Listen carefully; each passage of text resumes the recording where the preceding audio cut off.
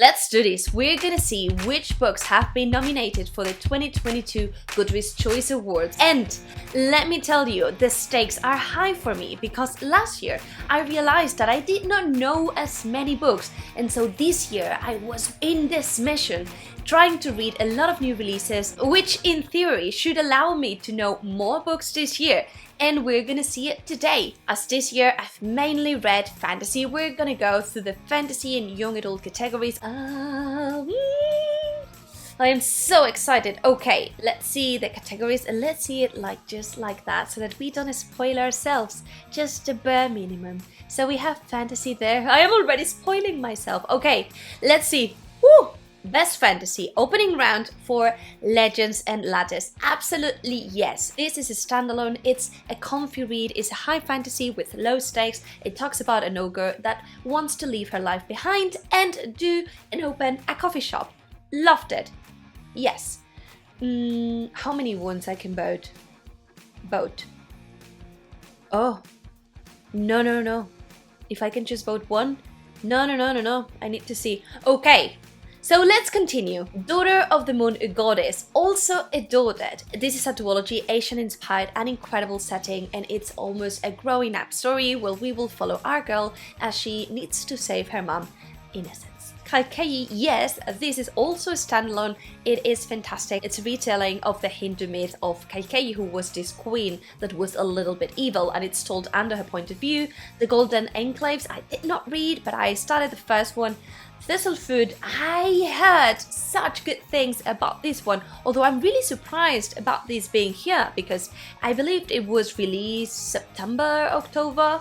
Then we have the Atlas 6, which I read last year. I'm not sure how it is even here, so, well, no. Ordinary Monsters, I've heard such good things about it. Then we have Nettle and Bone, yes! Also a standalone, incredible. Quest at its core, it's one point of view, but we will have this amazing banter, family fan vibe, and it's in essence the story of this girl that wants to change the destiny of her family and avoid war, and she will embark herself on a quest. And we have no surprises, House of Sky and Breath. And listen, this is book 2 in the Crescent City series, and if this wins, I will riot because no, the ending was such a cliffhanger and I liked it, but the rest, what a mess. The World We Make by N.K. Jemisin, I have not read. The Very Secret Society of Irregular Witches.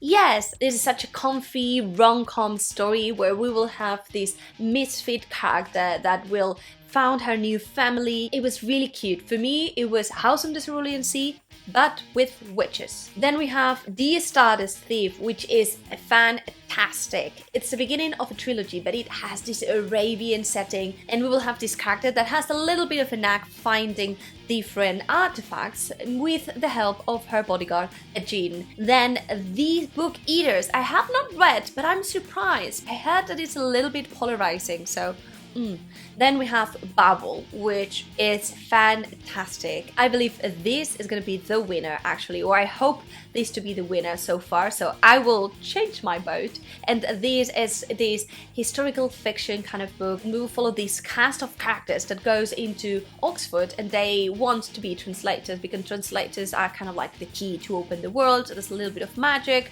revolution. Loved it. Savage. When Women Were Dragons, no idea, like the first time that I'm hearing about this book. Let me know if you know it. Then The War of Two Queens, which, no surprises it's here because it's Jennifer L. Armentrout, so same as Sarah J. Maas, but it's kind of like same feelings. This wasn't really a strong book in my opinion. This is book 4 in the From Blood and Ash series, and it had such a pacing, was not really good. And then The Ones That Remain, I had not read, but River Enchanted and also Fairy Tale, I've heard such good things about it, especially River Enchanted. I've seen that Fairy Tale, it's also a little bit of a polarizing book, and if I would say so, let's cast our vote again, which we will do it. How can I change? Which... No, I want to change. Clear vote. Okay. But I will be incredibly happy if Daughter of the Moon Goddess, Babel, Legends and Ladders, The Stardust Thief or Nettle and Bone won these. I believe are top reads of this year, honestly. Lost Metal, I am now midway through, so I cannot really cast a vote now, but it's very popular and it's Brandon Sanderson, we cannot go wrong. Okay, so that cleared. I think we did a pretty good job. Delightful. Young adult fantasy. Okay.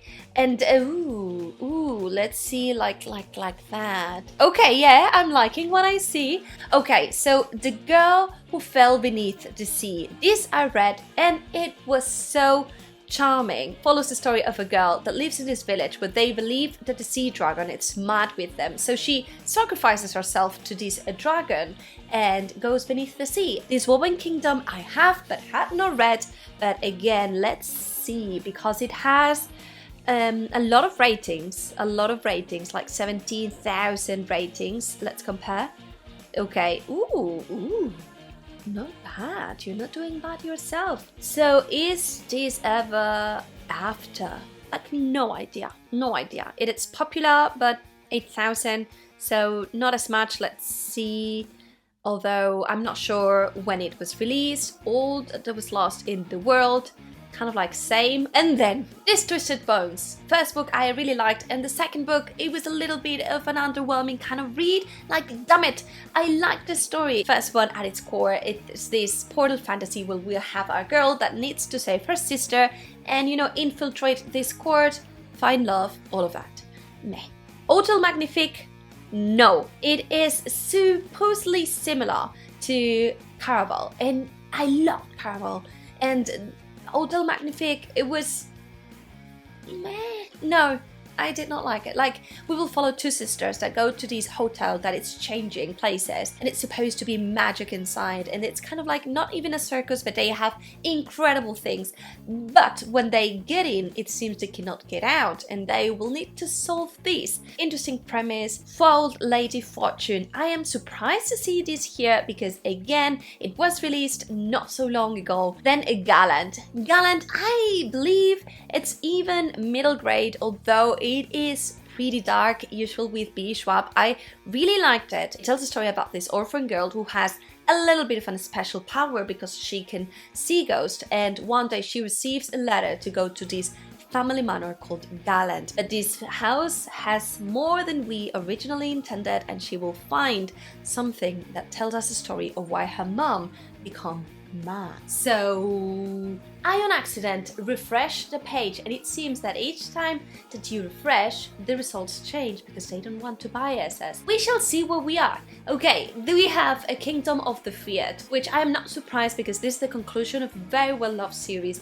Kingdom of the Wicked. It's the story about a witch that makes a deal with the demon in order to find the result of who has done something terrible to her family. Then we have Only a Monster, which I honestly really loved.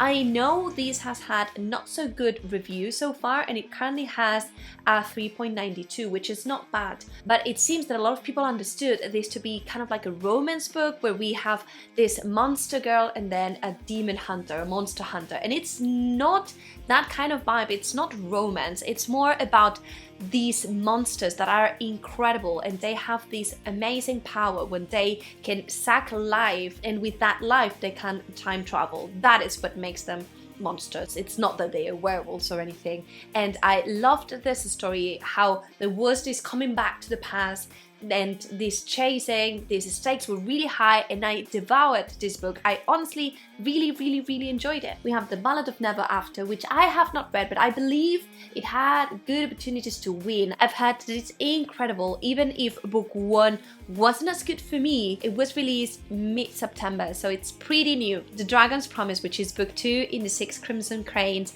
I have not read these, and it will follow a girl who has been cursed, same as her brothers, and she will need to find a way to break this curse. Then The Sunborough Trials. Ooh, this was a good new release, also for this quarter, so I'm not sure if it will win. I don't believe so, with just 3,000 rating. Then we have Cytonic, which, listen, I adore Brandon Sanderson, but really, Cytonic, It apparently has a 4.10. Violet Maid of Thorns, which was fine.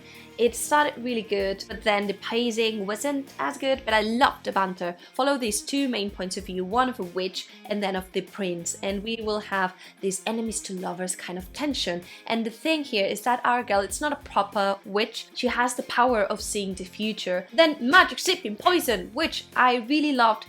The conclusion, not as much, but the first one was incredible, and the Souther made such a good effort doing book 1 and book 2 this year. It's the story about a girl that has a special magic based on tea. Her sister has gotten real sick and she will need to pass some trial. Then if you could see the sun, like no, if I could see the summary, then Belladonna. Okay, Belladonna, so far I believe it's gonna have my vote. It was amazing. The prologue was so enticing. The narrator was so good.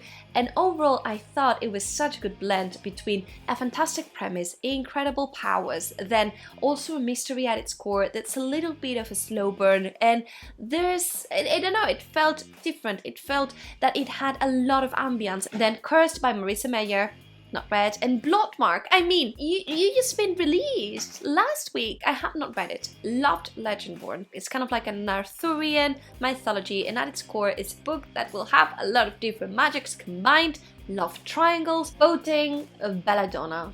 Yes. Okay, we've seen a lot of good releases, and I did a very good job this year. So if you want to see what are the shortlisted, the ones that I really recommend, I will leave here a video where I'll tell you what are the releases that you can absolutely miss. And a lot of them are in this list. Can you guess which are those?